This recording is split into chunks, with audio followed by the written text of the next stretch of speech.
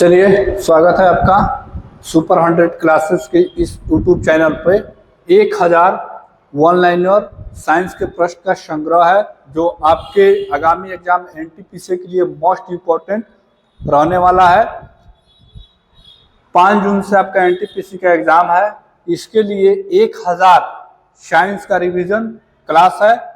कम समय में आप ज़्यादा क्वेश्चन रिवीजन कर पाए। चलिए प्रश्न की ओर चलते हैं। प्रश्न 101 है, जब पृथ्वी सूरज और चंद्रमा के बीच आती है तो कौन सा ग्रहण लगता है? तो उसे हम क्या कहेंगे? तो चंद्र ग्रहण कहेंगे। और आंसर हो जाएगा आपका चंद्र ग्रहण।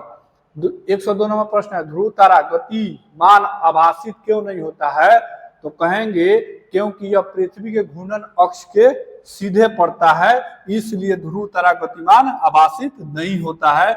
103 नंबर प्रश्न है, भारत में तिल सर्वाधिक किस राज्य में उत्पादन होता है? तिल का उत्पादन तो कहिएगा पश्चिम बंगाल यानी वेस्ट बंगाल में। भारत में वेस्ट बंगाल 1 नंबर पर है तिल के उत्पादन में। 104 नंबर प्रश्न है, जब पृथ्वी सूर्य और चंद्रमा के बीच आती है तो चंद्र ग्रहण लगता है। चलिए अगला प्रश्न, ध्रुव तारा। चलिए हो गया 6 नंबर, राइबोफ्लेविन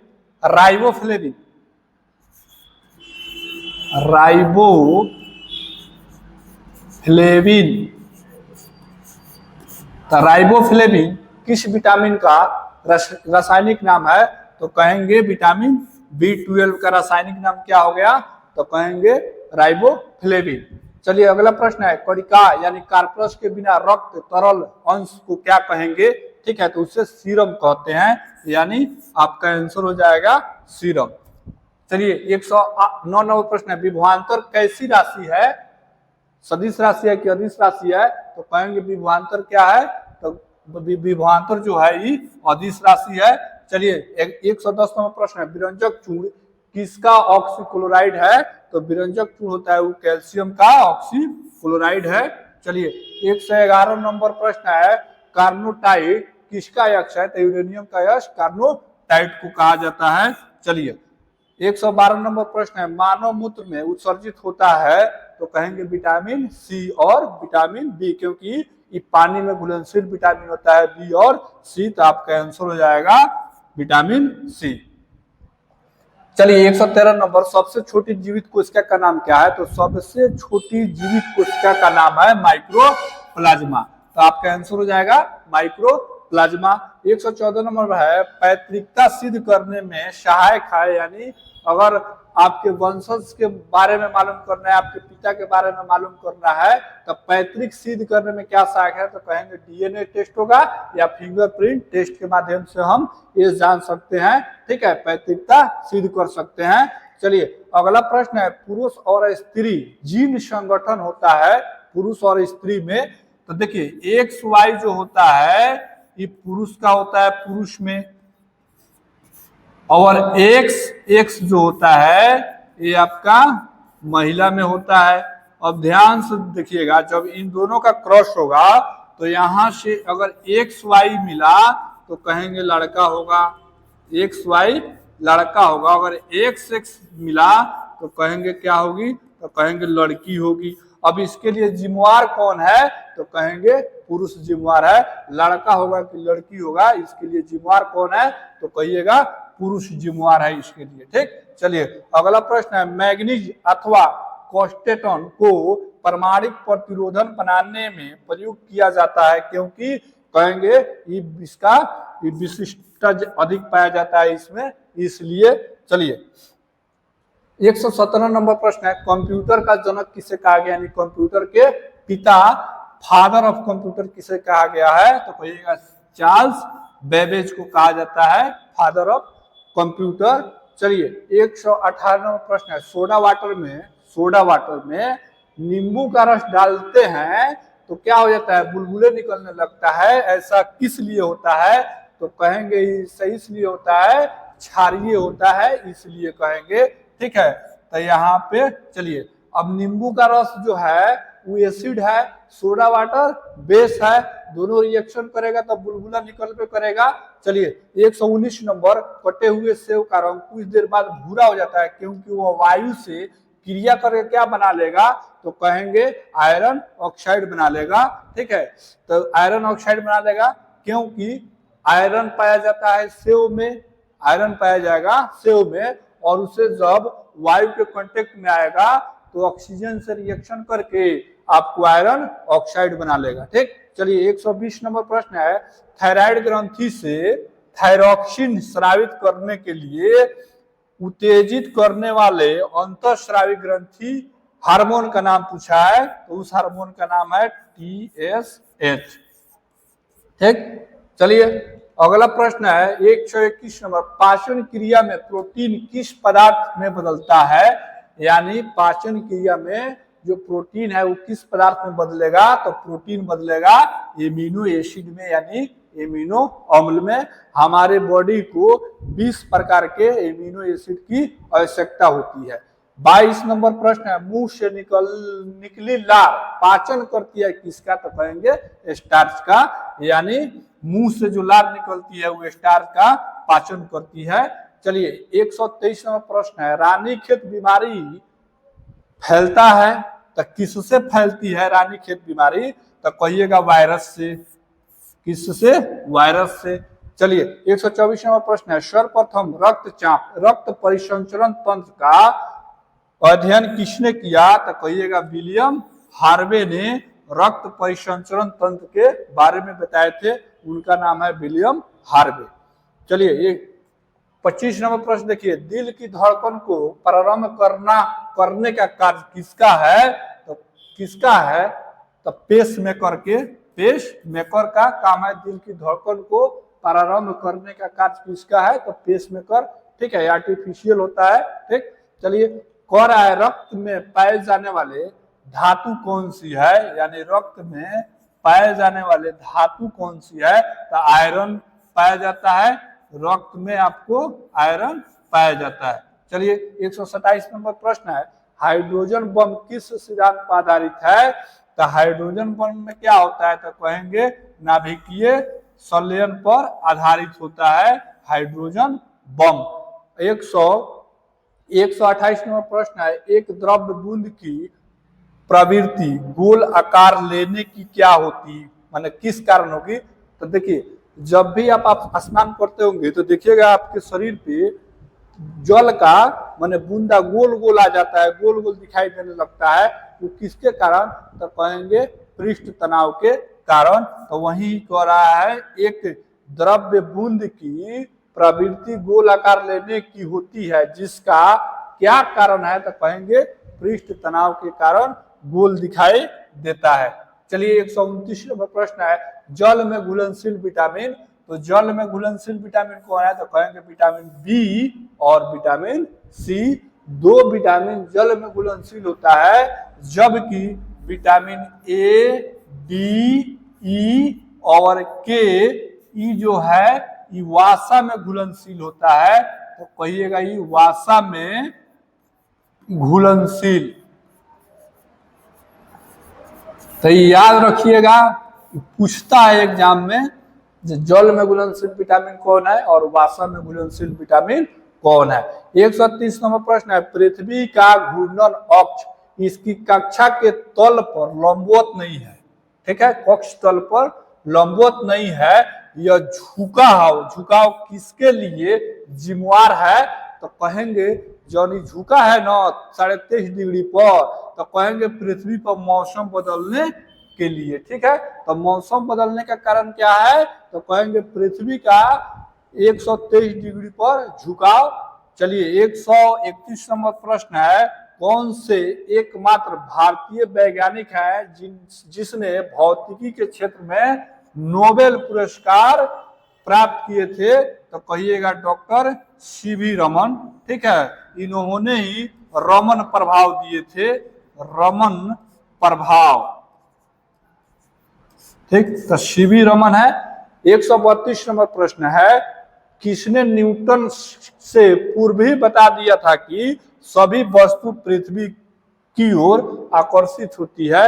यानी न्यूटन के बताने से पहले किसने कहा था कि सभी वस्तु पृथ्वी की ओर आकर्षित होती है, तो उनका नाम क्या है, तो कहेंगे ब्रह्मगुप्त। न्यूटन से पहले ही बता दिए थे। चलिए 133 नंबर प्रश्न है, धान का प्रसिद्ध रोग खैरा रोग किसके कारण होगा, तो कहेंगे जास्ता के कमी के कारण खैरा रोग होता है। तो आपका आंसर हो जाएगा जास्ता के कमी के कारण। अगला प्रश्न है, कौन सा प्रोटीन रक्त को थक्का जमाने में मदद करता है, तो फाइब्रोनोजिन प्रोटीन। तो फाइब्रोनोजिन प्रोटीन जो है खून को थक्का यानी क्लॉटिंग करने में मदद करता है। अगर विटामिन पूछे कौन विटामिन, तब विटामिन के नाम याद रखिएगा, विटामिन के कहिएगा।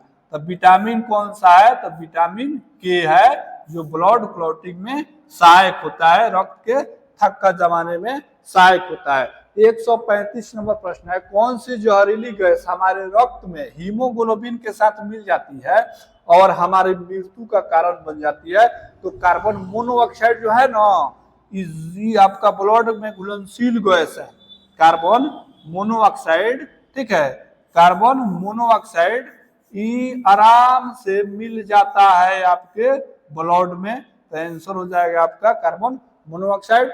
136 नंबर प्रश्न है, झरने में जब जल ऊंचाई से गिरता है तो उसका ताप डैश हो जाता है, तो ताप क्या होगा, तो कहेंगे बढ़ जाएगा उसका।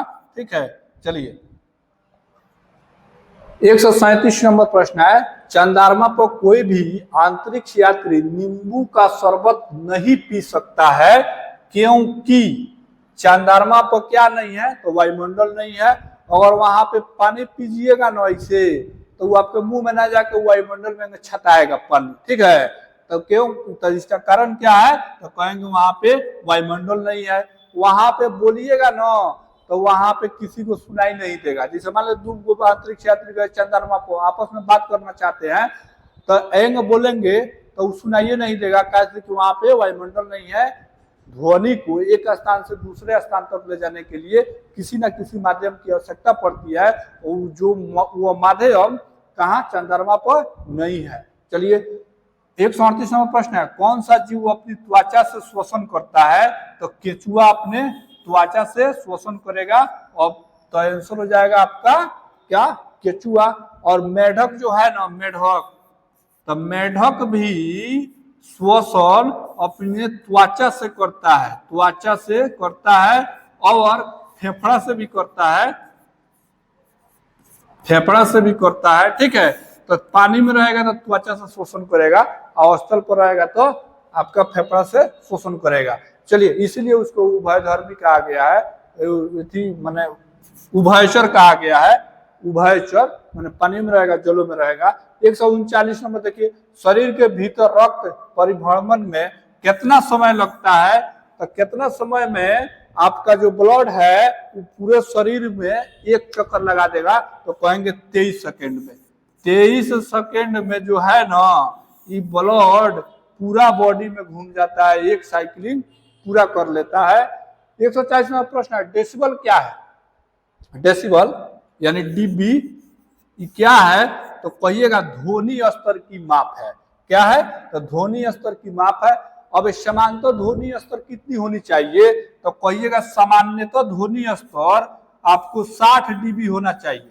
अगर 60 डीबी ध्वनि के स्तर है ना, तो ये अच्छा है, इससे कोनो हानि नहीं है। लेकिन एक से ऊपर जाइएगा ना, अब 80 डीबी जाइएगा तो ये आपके कान के लिए हानिकारक है, और 90 डीबी जाइएगा तो यो हानिकारक है, और 120 पर जाइएगा, 120 डीबी। ठीक है, तो 120 डीबी बहुत डेंजर होता है। ठीक, अब ऐसे 120 डीबी से डीजे बजता है, कान के चादरा फाड़ देगा, हार्ट अटैक आने की संभावना है। ठीक है, तो ये सब बहुत डेंजर है। तो सामान्यतः ध्वनि की स्तर कितना होना चाहिए, तो कहेंगे 60 डेसिबल यानी 60 डीबी होना चाहिए। चलिए 141 नंबर है, कॉपर सल्फेट के विलयन में बिजली के वो वाहक क्या है, तो आयन है, आयन। ठीक है, चलिए 142 में देखिए, ध्वनियों का मुख्य कार्य क्या है, ध्वनि का काम क्या होता है, तो धमनी ऑक्सी एजेंट का कार्य करता है, यानी ऑक्सी रक्त हृदय से शरीर के विभिन्न हिस्सा में ले जाने का काम करता है धमनी। तो धमनी क्या है, तो कहेंगे कि खून को हृदय से विभिन्न अंग के में ले जाने का काम करेगा। 143 नंबर प्रश्न है, मनुष्य शरीर में परिसंचरण तंत्र के अंतर्गत रक्त महाधमनी में प्रवेश करता है, यानी बाएं सिरे से प्रवेश करेगा, और एम्पियर किसका मात्रक है, तो कहिएगा विद्युत धारा का मात्रक होता है, यानी ये सही मात्रक एम्पियर होता है। चलिए 145 नंबर प्रश्न है, रेडियन किसका मात्रक है, तो रेडियन कोण का मात्रक है, यानी कोण का ऐसा ही मात्रक कहेगा तो कहिएगा रेडियन होता है। चलिए उसके बाद 146 नंबर है, सबसे अधिक क्रोमोसोम किसमें पाया जाता है, तो यहाँ टेरिडोफाइटा है, ठीक है, तो टेरिडोफाइटा में सबसे अधिक पाया जाएगा।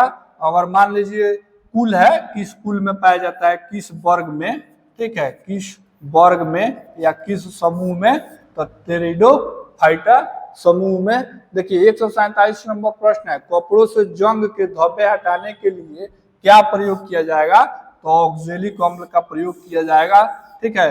अगर मान लीजिए आपके कपड़े पर दाग लग गया है कुछ का, ठीक है, जिससे मान लीजिए मसाला वसाला का या कुछ का भी, तो उससे हम ऑक्जेलिक अम्ल से उसे रिमूव कर सकते हैं, ठीक है। और समानतः ऑक्जेलिक अम्ल कहाँ पाया जाता है, तो कहिएगा टमाटर में, पालक में, इस सब में जो है ना ये ऑक्जेलिक अम्ल पाया जाता है।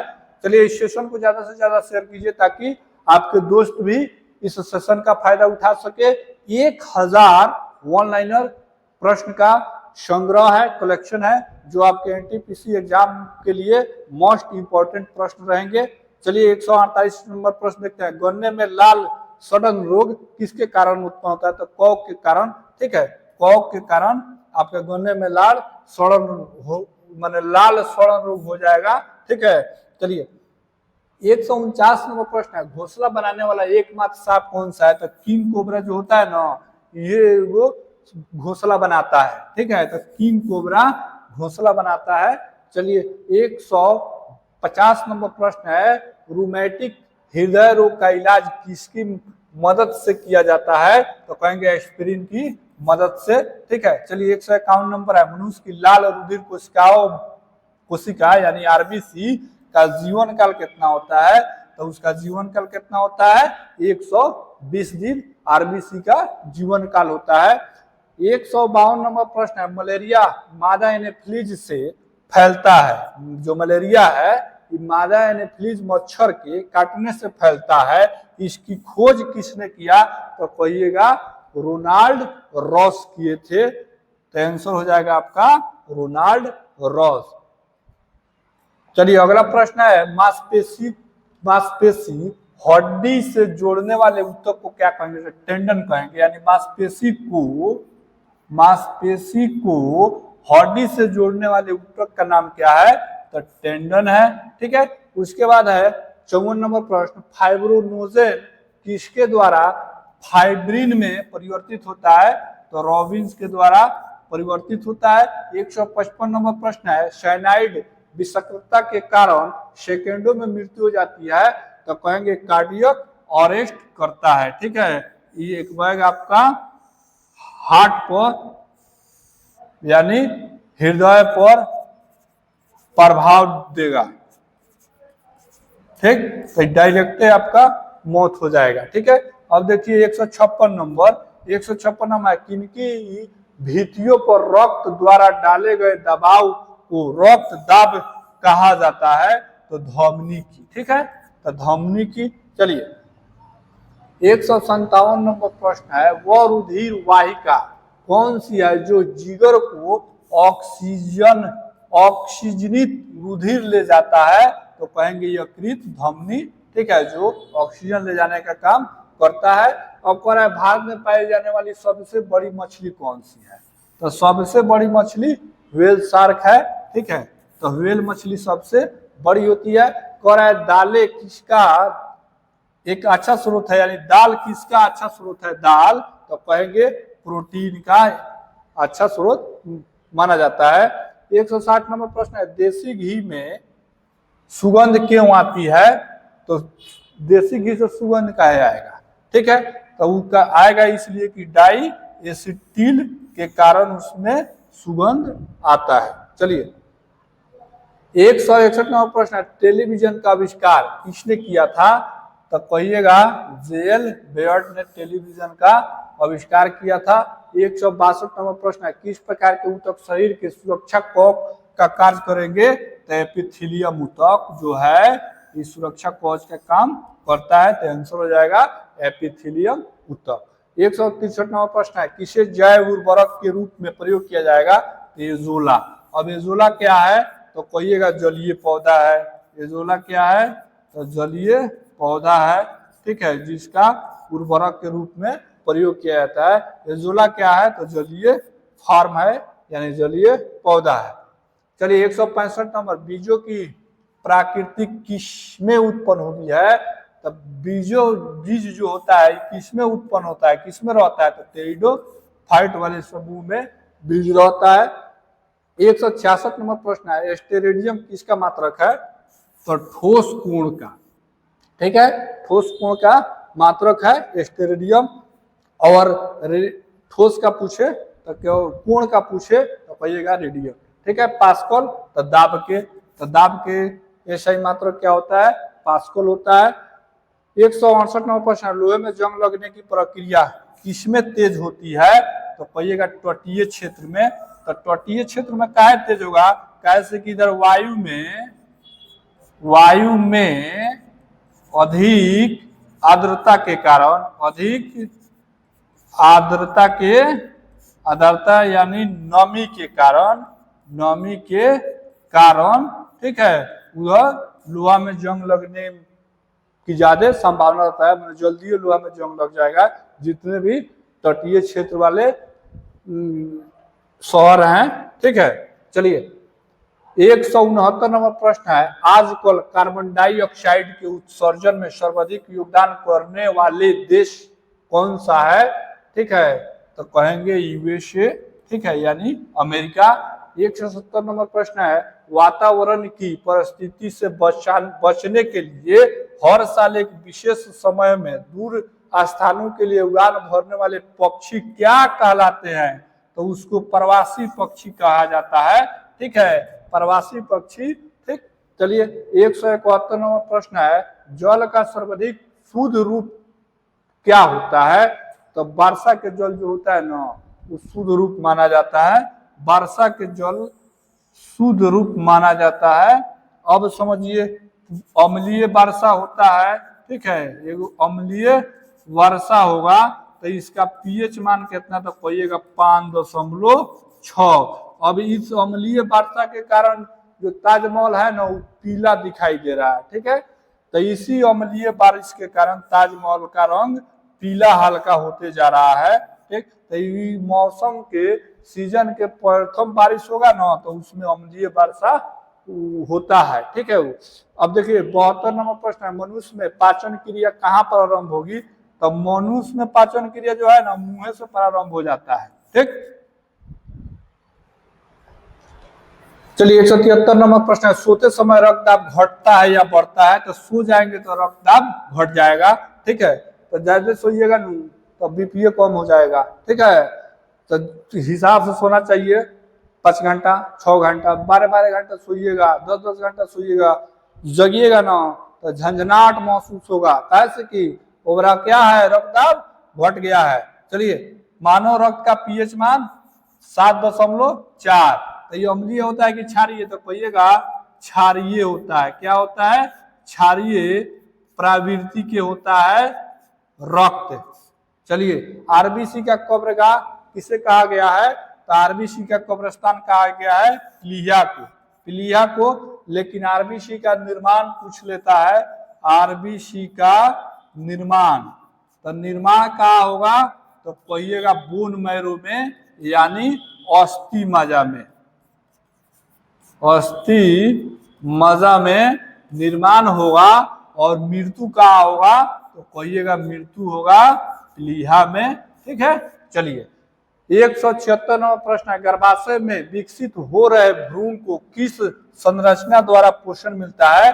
तो प्लेसेंटा नाल द्वारा। प्लेसेंटा नाल के द्वारा क्या मिलता है? तो उसे भोजन मिलता है। चलिए 170 नंबर प्रश्न है, गर्भाशय में शिशु के विकास की जानकारी हेतु किसका प्रयोग किया जाता है? तो अल्ट्रासाउंड का प्रयोग किया जाता है। ठीक। 158 नंबर प्रश्न है, विटामिन ई विशेषता किसके लिए माने महत्वपूर्ण है? तो कहेंगे लिंग ग्रंथियों की समान क्रिया के लिए विटामिन ई अच्छा माना गया है। ठीक है। 179 नंबर, तो कहेंगे विटामिन बी की कमी से पुरुष में क्या होता है? तो अरक्तता होता है। ठीक है। तो अरक्तता होगा तो विटामिन बी की कमी से। लैक्टोज किस में पाया जाएगा? तो लैक्टोज आपका दूध में पाया जाता है।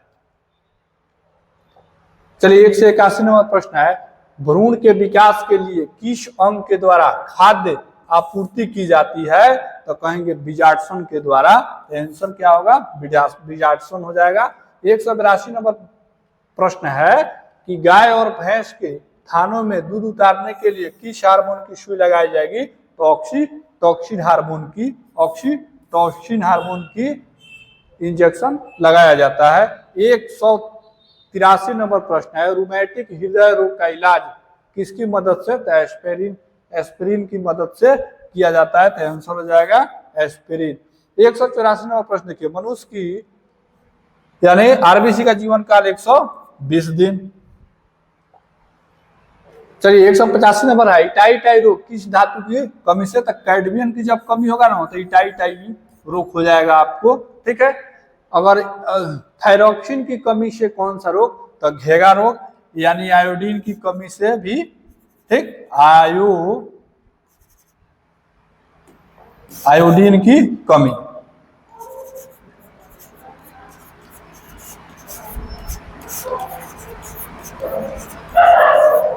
ठीक। चलिए प्रथम कोशिका की उत्पत्ति किस स्थान पर हुई थी? तो जल में। ठीक है, जल में। चलिए 188 नंबर, रक्त में श्वेत कण का मुख्य कार्य क्या है? तो संक्रमण से संघर्ष करना, यानी इम्यूनिटी पावर को मजबूत करना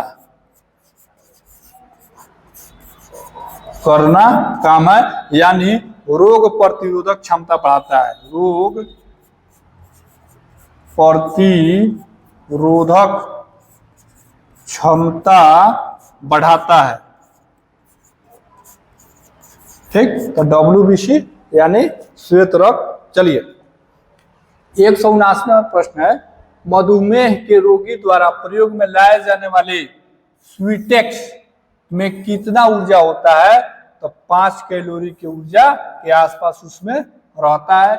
190 नंबर प्रश्न है, कौन सा हार्मोन रक्त में शर्करा की मात्रा को नियंत्रित करता है? तो कहिएगा इंसुलिन। अगर मान लीजिए आपके बॉडी इंसुलिन का सुचारू रूप से फॉर्मेशन नहीं कर रहा है ना, तो ब्लड में क्या होगा कि शर्करा की मात्रा बढ़ जाएगा। और जब शर्करा की मात्रा बढ़ेगा ना तो आपको मधुमेह बीमारी हो जाएगा। ठीक है। अब 191 नंबर प्रश्न देखिए, मानव शरीर में औसतन ऑक्सीजन तत्व की प्रतिशत कितनी होना चाहिए? तो 65% औसतन होना चाहिए।